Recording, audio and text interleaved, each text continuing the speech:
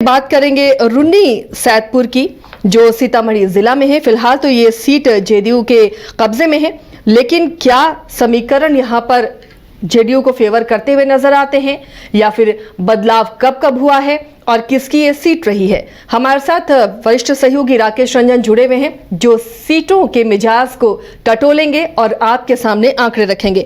रंजन जी, रुन्नी सैदपुर फिलहाल जेडीयू के कब्जे में है, लेकिन इस सीट का मिजाज और इतिहास क्या रहा है?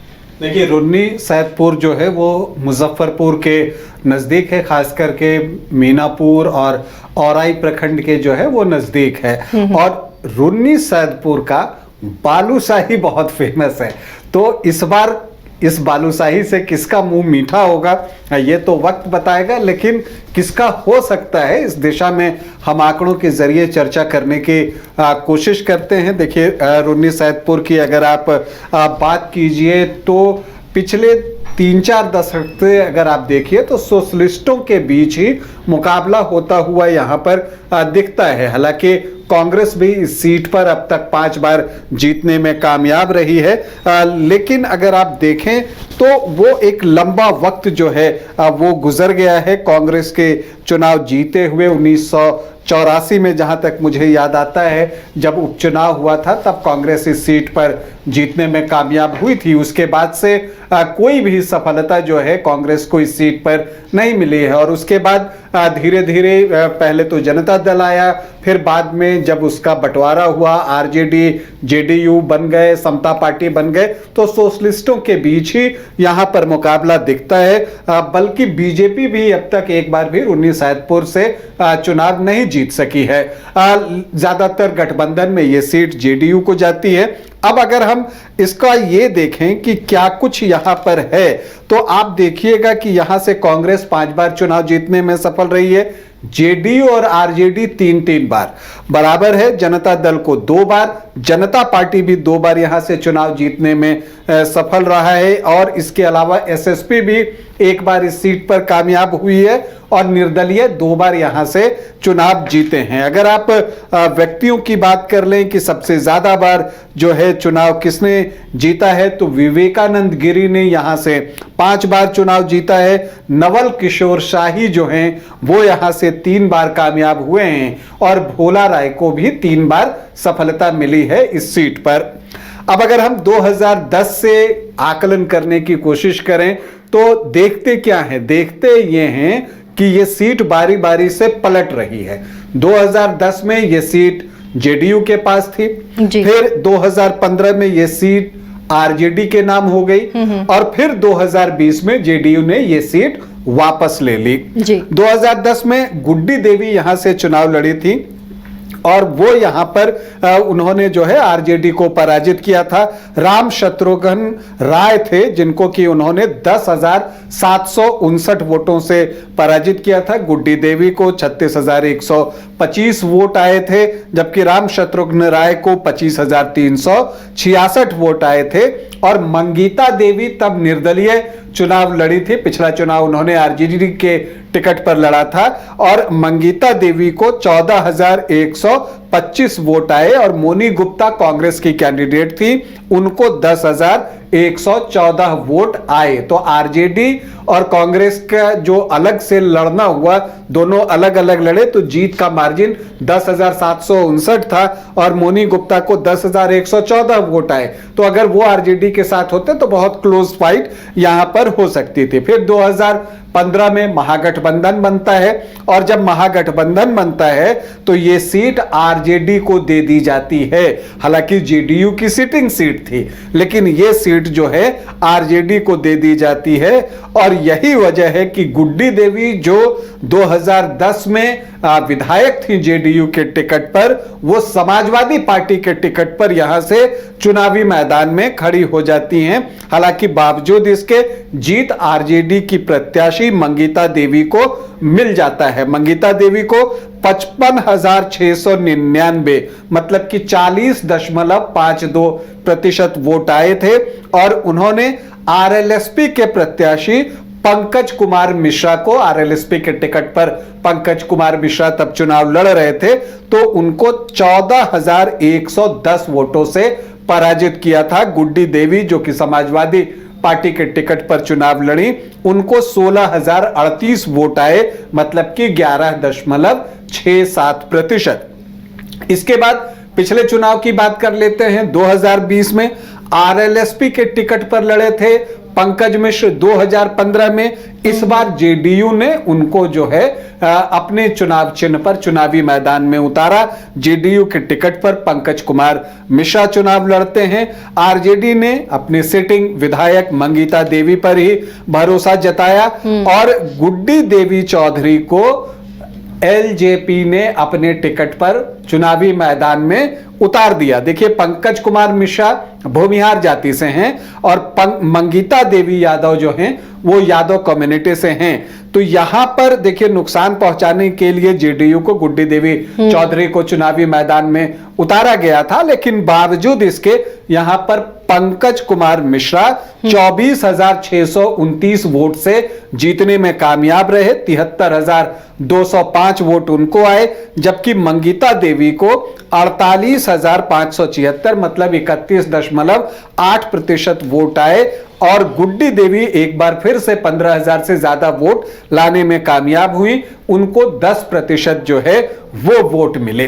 तो ये पिछले 3 चुनाव का आंकड़ा है। जब 2024 में लोकसभा का चुनाव हुआ, देवेश चंद्र ठाकुर यहां से सांसद बने आपको सीतामढ़ी से, तो उस वक्त भी रुन्नी सैदपुर में उनको बड़ी लीड मिली। वो यहां पर 19,574 वोटों की लीड लेने में कामयाब हुए। तो ऐसा दिखता है कि जो जेडीयू है, जब आंकड़े आप देखते हैं और इस बार लोकसभा चुनाव में भी बढ़त मिली है, तो उसकी इस क्षेत्र में एक पकड़ दिखती है। लेकिन यह भी बात है कि यहां का जो जातीय समीकरण है वो बहुत मिला जुला है और यहां पर जो है एक आपको समीकरण जातियों का बनाना पड़ता है। अगर वो नहीं बना तब फिर मुश्किल होती है, क्योंकि यहां पर अगर आप देखें तो भूमिहार जाति अच्छी संख्या में है और उसी तरह से यादव जाति भी यहां पर अच्छी संख्या में है। एमवाई का तो समीकरण है ही, लेकिन इसके अलावा भूमिहार, वैश्य और ब्राह्मण भी यहां पर अच्छी संख्या में हैं और इसलिए जब आप उम्मीदवार चुनते हैं तो आपको ये चीजें देखनी पड़ती हैं। आरजेडी जब अपना प्रत्याशी देता है तो एमवाई, चूंकि यादव कैंडिडेट उतार रहा है, तो एमवाई का समीकरण तो उसका सध जाता है, लेकिन अन्य जातियां दूसरी तरफ गोलबंद हो जाती हैं। इसलिए अगर आप देखिए यहां पर तो जो मुस्लिम वोटर्स हैं अच्छी संख्या में हैं, 14.8% जो है रुन्नी सैदपुर में मुस्लिम वोटर हैं और यादव 11-12% हैं। तो अगर आप दोनों को जोड़िए तो 26-27% के आसपास उनका जोड़ आता है। लेकिन मंगीता देवी को वोट कितना मिला? 31.8%। मतलब यह है कि अन्य जातियों से वोटों का ट्रांसफर उस तरह से नहीं हुआ। तो अब ऐसे में इस बार देखना दिलचस्प होगा कि पंकज कुमार मिश्रा के खिलाफ, चूंकि वो सिटिंग विधायक है, तो ऑलमोस्ट तय है कि जेडीयू उन्हें ही टिकट देगा। तो ऐसी परिस्थिति में क्या आरजेडी अपना कैंडिडेट दूसरी जाति से ढूंढता है या फिर मंगीता देवी यादव ही जो है ये यहां से फिर से एक बार चुनावी मुकाबले में उतरती हैं? ये देखना दिलचस्प होगा, क्योंकि देखिए मंगीता देवी यादव भी लालू परिवार से नजदीक रही हैं। अगर आप बात कीजिए तो जो भोला राय थे उनके साथ जो है वो जो है उनके ससुर थे, ये उनके पुत्रवधू हैं। भोला राय यहां से 3 बार चुनाव जीतने में जो है वो सफल हुए थे। तो अब मंगीता देवी यादव जो हैं वो जब यहां से चुनावी मैदान में उतरती हैं, और इसलिए मैंने कहा चूंकि भोला राय की पुत्रवधू हैं तो उनका टिकट कटेगा, इसमें संदेह दिखता है। लेकिन अगर आप समीकरण के लिहाज से देखिए तो आरजेडी को किसी अन्य जाति में जिनकी संख्या यहां अच्छी है उससे उम्मीदवार उतारने की जरूरत पड़ सकती है। ऐसी परिस्थिति में या तो वो भूमिहार कैंडिडेट उतार सकते हैं या ब्राह्मण कैंडिडेट जो है वो उतार सकते हैं और उसके साथ एमवाई को जोड़ देते हैं तो उनका वोट परसेंट जो है वो बढ़ सकता है। इसलिए आरजेडी से यहां पर बहुत सारे दावेदार हैं, मंगीता देवी तो हैं ही, इसके अलावा चंदन यादव, इंद्राणी राय, लाल बाबू राय का भी नाम लिया जाता है। लेकिन नवल किशोर शाही के बेटे एंटनी शाही का भी नाम लिया जा रहा है। तो अगर भूमिहार जाति से उम्मीदवार देने की जरूरत हो तो यहाँ पर इनका नाम आगे आ सकता है। नवल किशोर शाही भी जो है वो रून्नी सैदपुर से 3 बार चुनाव जीत चुके हैं और बड़े नेता थे। तो अब देखना है वो होता है। हालांकि लगता नहीं है कि ये सीट कांग्रेस को जाएगी। हालांकि कांग्रेस के विकास कुमार झा भी जो हैं वो यहाँ पर जो है पूरा प्रयास कर रहे हैं। जहां तक कि एक नाम और आता है, अब हमने एक कार्यक्रम सुरसंड पे किया था आशिया जी, तो उस समय हमने देखा था कि वहां के जो विधायक हैं दिलीप राय, जो कि फ्लोर टेस्ट में अनुपस्थित रहे थे, हालांकि बाद में जाकर नीतीश कुमार से मिले थे, मामले को निपटाने की कोशिश की थी कि अगर उनके साथ अगर वहां उनको टिकट नहीं मिलता तो हो सकता है कि वो यहां पर जो है चुनाव लड़ जाएं। लेकिन ये सिर्फ कयास लगाया जा सकता है, ये कहना मुश्किल है, क्योंकि नीतीश कुमार से उनकी मुलाकात हुई थी और वो तस्वीरें भी काफी वायरल हुई थी। इसके अलावा देखिए ये भी तय है कि चूंकि सिटिंग सीट जेडीयू के है तो उम्मीदवार भी जो है पंकज कुमार मिश्रा ही होंगे। हालांकि बीजेपी से जो है गुड्डी देवी अब बीजेपी में आ चुकी हैं, गुड्डी देवी चौधरी, तो वो भी प्रयास करेंगी। लेकिन इन सब के बीच यहां पर पीके भी एक फैक्टर होंगे, जन सुराज भी एक फैक्टर होंगे। और देखिए जब 2 से अधिक जो बड़े नेता यहां पर हो जाएं कहीं पर भी, तो जो इतने सारे दावेदार हैं तो टिकट तो 2 एनडीए और महागठबंधन से एक को ही मिलेगा। तो जो बाकी उम्मीदवार होते हैं वो कुछ इस तरह के दल भी ढूंढते हैं और उस तरह के दल भी जिनको की उम्मीदवार की तलाश होती है वो ऐसे उम्मीदवार ढूंढते हैं। तो दोनों एक दूसरे के पूरक हो जाते हैं। तो ऐसे में जनसुराज को अभी देखना है कि वो किसे उम्मीदवार इस क्षेत्र में बनाता है। मेहनत तो लगता है जनसुराज के आने से इस बार का समीकरण कुछ जो फेवर जिसको करता रहा है थोड़ा अलग हो जाएगा। या देखिए जनसुराज के आने से हर क्षेत्र में तो नहीं, लेकिन जो कुछ क्षेत्र ऐसे जरूर हैं जहां पर प्रशांत किशोर का जो है एक आप कह लीजिए फेस वैल्यू है। तो ऐसी परिस्थिति में वो जो उम्मीदवार खड़े करेंगे उसका असर जो है वो पड़ सकता है। वो जीते न जीते लेकिन किसी को जीता और किसी को हरा जरूर सकता है। तो ये एक महत्वपूर्ण चीज है और इसलिए देखना यह है कि वो जैसे किस जाति से उम्मीदवार उतारते हैं उससे चीजें जो है वो स्पष्ट होंगी। क्योंकि देखिए जातीय समीकरण सामने है और प्रशांत किशोर से बेहतर आंकड़ों को और कौन समझता है।